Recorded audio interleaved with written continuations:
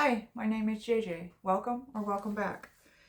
This is the Nonfiction Book Tag, and that was created by Mike at Bibliophile Reads. And he has a bunch of prompts here, and his discussion was just really fun, so I wanted to, um, include my thoughts. He tagged me, and I'm responding, and my cat is hurting me. So anyway, the first one. What originally made you interested in reading nonfiction? And so there was a couple things. First, I had a teacher in elementary school that was a great history teacher. He actually did Civil War reenactments, and we got to go and watch him do one before. He brought in his uniform before, and this was before, all the school shootings and everything, but he actually brought in his musket and told us how, he showed us how to, make the bullets, but also to use and load it, and he fired it for us as well outside. We got to kind of have a little mini field trip type of thing for that, and going outside in the middle of the day to watch that. Another thing is in high school geography class, we actually had to draw a world map. That was our final exam, and it had to be big, like a regular size map, and you had to hand draw it, and you had to separate all the countries and then write the capitals for all the countries and stuff like that. So it really made me fascinated with learning about the world, understanding where it was, where each thing that you heard in the news and stuff was, and just kind of memorizing the locations, the capitals and stuff like that. Plus I've always loved drawing, so it was a really fun assignment for me. But also my grandpa, who I was very close with, he was like a father to me, and he helped raise me a lot. And he only went to school till 7th grade, but he remains one of the smartest people I've ever met, just because he always wanted to educate himself, and so he always had multiple copies of encyclopedias, multiple volumes, and he would just sit there and he would read about whatever. He would spend all afternoon reading about a different topic.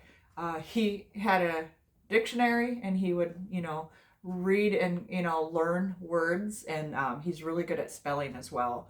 But we also had this map, or this globe, that asked questions and did quizzes and stuff, and my grandpa and I would play it against each other, and we would try to out memorize the state or the world capitals together, and see who knew what was where and all that stuff. And he was very political. It's where I got my my passion for just understanding the world around me, fighting for others, but also just understanding the present by learning about the past. And I did that through reading the encyclopedias with him, listening to him telling me new things. And I actually really miss having encyclopedias and dictionaries and stuff, because now you just type in the one thing you want to learn about. And yes, I still go down through a lot of rabbit holes, but it was so much easier when you're flipping through the pages trying to find something, and you literally get stopped by something else that catches your eye, rather than just typing in and getting your answer and then moving on. So I kind of I miss that, but that's what really got me into just fiction and nonfiction in general. Whether I love history, geography, but also I became interested in economics and psychology. I love psychology, sociology, archaeography, archaeology. I can't talk. And just literally anything. Like if I have the chance to learn, I want to learn it. Space, animals, anything. And so my curiosity, I think, started from having good role models that were curious, including and specifically my grandpa. Uh, do you read nonfiction mainly for curiosity, learning, or enjoyment? It's all of the above. I'm curious about a topic, but I love learning, so that always is enjoyable for me. So I guess all of the above. Number 3, what topic could you read endless nonfiction about? I love reading about people in history, and I specifically really enjoy the time period with like the Tudors, specifically like the six wives, but and then in that time period you also have kind of at the beginning of it, Catherine de Medici, and then towards the end of it, Mary Queen of Scots. So like all that, but everything that leads up to it. So the 30 Years War, the War of the Roses, and all that stuff. But I also am fascinated with ancient history. So I've always loved Egypt. So anything to do with Egypt, as well as Asian history. As somebody who's grown up doing martial arts and stuff, I've just always been fascinated with the different countries, especially the different martial arts in those countries. And so then that kind of led me to wanting to know more about their countries and stuff. But I really enjoy ancient Chinese history as well. 2 years ago, I did a course on ancient Asian and specifically Chinese history, like just trying to learn as much as I could about it, but also I kind of branched out, and then you get the Japanese history and with the Vietnam and the Korean and all that in that aspect as well. So just that whole area of history fascinated me. Is also I love anything to do, like I said, with people. So once again, that's going to be anything biographies, anything psychology, sociology.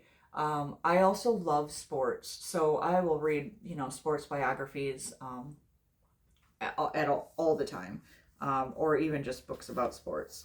Number 4, how do you usually discover nonfiction books?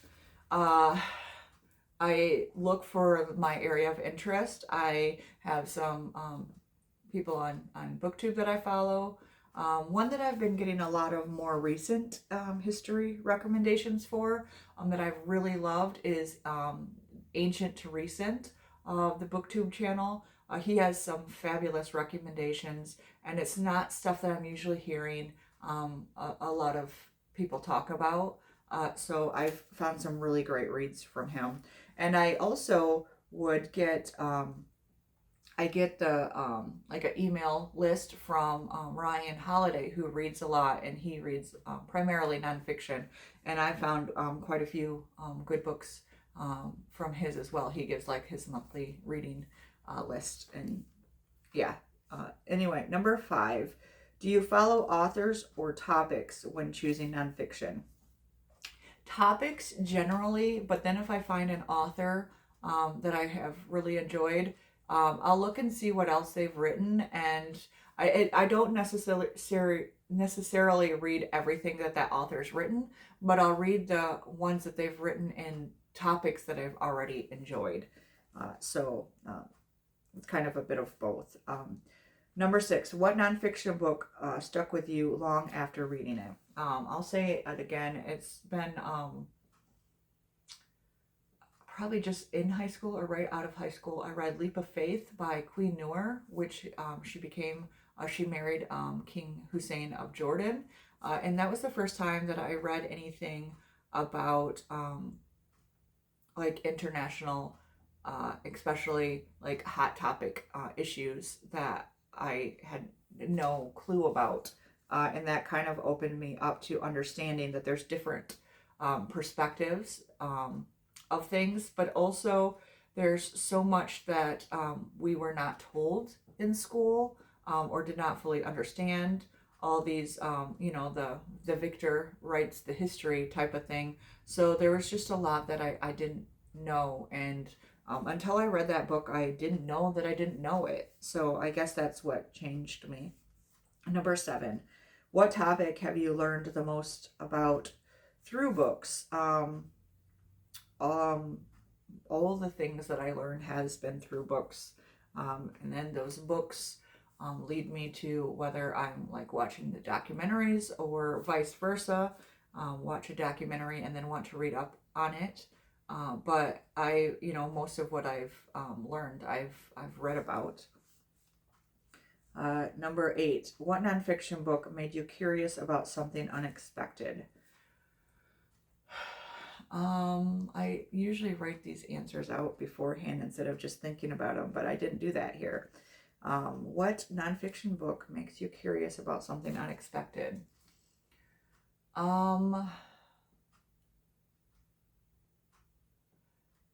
Probably Where Men Win Glory. That was about Pat Tillman. He was a football player who joined the Army or Marines, I can't remember now, after 9/11, and then was so upset when they sent him to Iraq instead of where he thought he should be to try to get Osama bin Laden in Afghanistan. He was instead then sent to Iraq, and he did not believe in that war. He did not want to be there, and he kind of started exposing the lying that the United States did to get there. And then he died by friendly fire, and then that was covered up by the Army as well, or the military as well. And so that made me really start paying attention and understanding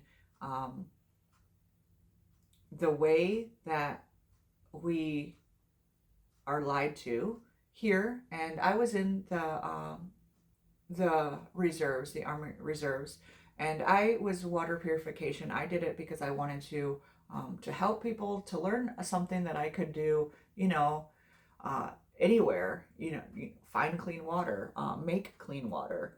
But I was so disillusioned by the military that I could not wait to get out, but also finally understanding, that I wasn't alone in that, and that there are so many people out there who understand things that I didn't quite know, or are out there educating about things that I didn't know.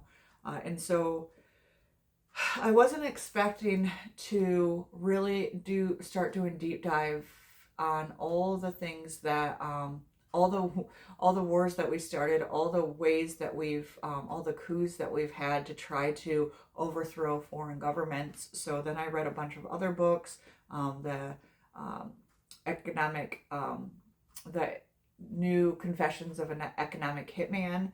That was a big one.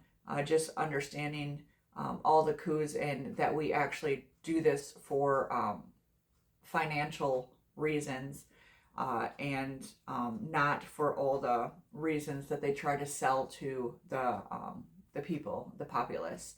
But also How to Hide an Empire was another one. And so it just kind of made me understand better of what we do and how it affects the world, and then the lies that we're telling at home about what we're doing and why we're doing it.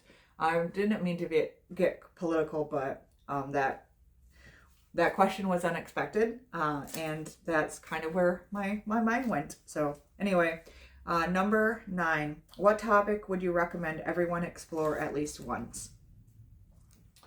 I wouldn't want to suggest a specific topic. I think it would be important just to explore something out of your comfort zone, explore something new to you, something completely different from anything that you might like, because you don't realize what your taste would be. You don't realize what you could learn from it, and you don't realize where that rabbit hole will take you. So I guess just pick something and let that lead you into completely new territory. And don't be afraid to be curious.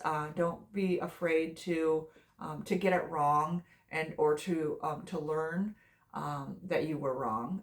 Admit that you were wrong in things. And ignorance is bliss, but it's not blissful for the people that you've been ignorant about. And so it's always good to have us, explore those blind spots that we had. So just try anything.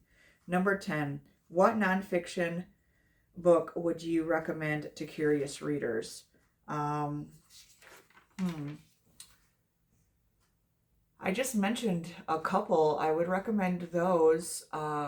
Also, I just read What Iranians Want, and that was, if you're curious about what's going on right now, please do that. And then also, what nonfiction book made you give someone, or would you give somebody who says they don't like nonfiction? And that's always going to be Endurance, the Ernest Shackleton tale. That was by Alfred Lansing, and I recommend that to anyone. It's adventure, but it's a true story, and it's absolutely phenomenal what people can endure to try to survive. Anyway, thank you, Mike, for tagging me, for doing this, and I appreciate you all. I appreciate this community, and as always, happy reading.